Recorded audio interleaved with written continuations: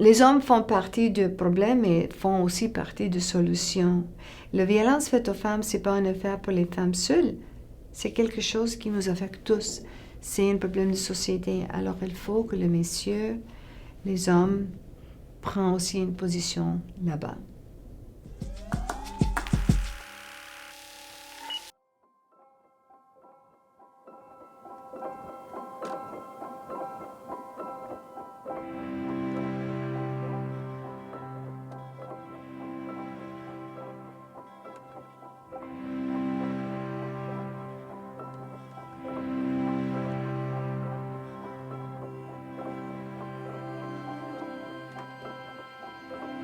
Nous avons eu des femmes victimes qui n'avaient pas connu qu'elles étaient victimes de violences conjugales. Mais quand nous avons fait la définition de c'est quoi le cycle de violence, qu'il y a une tension, qu'il y a une explosion, qu'il y a le lune de miel après avec les différentes justifications.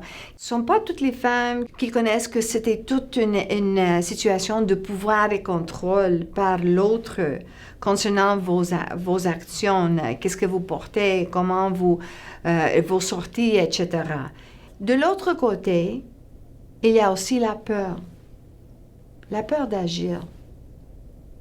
Mais qu'est-ce que moi je peux faire seule? Il y a de l'amour parfois dans les relations et il y a d'espoir que l'homme va changer. Il y a beaucoup de formes que l'abus peut prendre. Par exemple, ça peut être physique, mais ça peut être émotionnel aussi, ça peut être financier aussi, ça peut être sexuel, ça peut être de harcèlement, ça peut être d'isolement. Alors, nous avons des femmes victimes de violences conjugales qui n'avaient pas pris la décision jamais d'utiliser les services ou qui n'ont pas eu un accès facile à ces services. S'il y a par exemple des problèmes de la langue, de l'isolement ou de la culture qui était présente.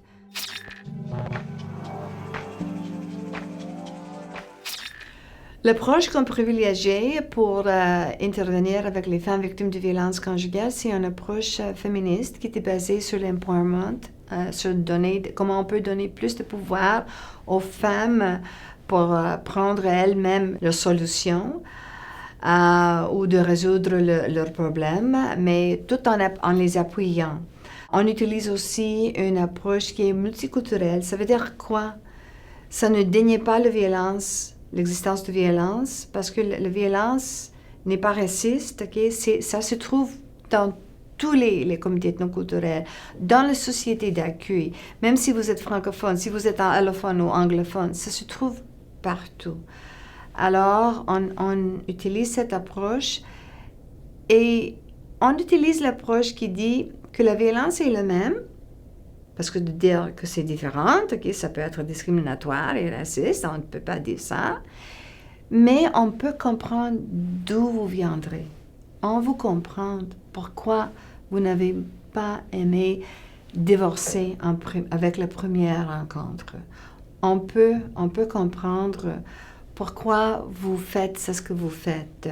En plus, le bouclier est un service très inclusif. Hein? Les hommes font partie du problème et font aussi partie de la solution.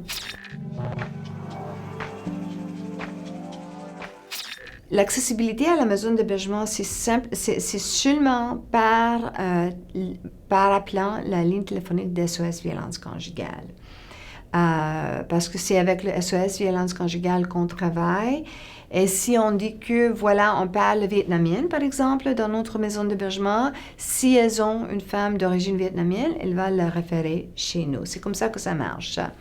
Alors, nous avons les interventions francophones, anglophones, mais nous avons aussi les interventions très spécialisées pour les femmes victimes de violences conjugales qui ne comprennent pas la langue. Et je peux vous dire que présentement, au service à l'externe, chaque 5e femme qui nous appelle parle qu'en langue maternelle.